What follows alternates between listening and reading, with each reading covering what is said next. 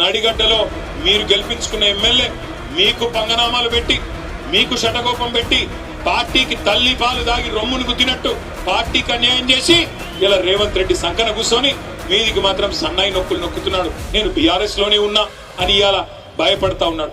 నేను అడుగుతా ఉన్నా రేవంత్ రెడ్డి గారు, 2 ఏళ్లలో నీ పార్టీ నీ ప్రభుత్వం ఏదో పొడిసింది అని నువ్వు అనుకుంటే దమ్ముంటే నీ భాషలో చెప్తున్నా. నాకు భాష ఇట్లా మాట్లాడు ఇష్టం ఉండదు, కానీ రేవంత్ రెడ్డికి ఈ భాషలో చెప్తేనే అర్థమవుతుంది అని తెలుసు. రేవంత్ రెడ్డి నీకు దమ్ముంటే నువ్వు మగాడి అయితే ఆ 10 మందిని రాజీనామా చెప్పి ఎన్నికల్లో చూసుకుందాం ఎవరి సత్తా ఏందో, ఎవరి ప్రభుత్వ పనితీరేందో, 10 ఏళ్ల కేసీఆర్ పనితీరేందో, 2 ఏళ్ల కాంగ్రెస్ ప్రభుత్వ పనితీరేందో ప్రజలే నిర్ణయం చేస్తారు. ఉమ్మడి మహబూబ్ నగర్ జిల్లాలో ఒకటే ఒక్క ఎమ్మెల్యే మా పార్టీ నుంచి నీ పార్టీలోకి వచ్చినాడు గద్వాలలో. ఇక్కడనే గద్వాల తేరు మైదానం నుంచి నేను సవాల్ చేస్తా ఉన్నా,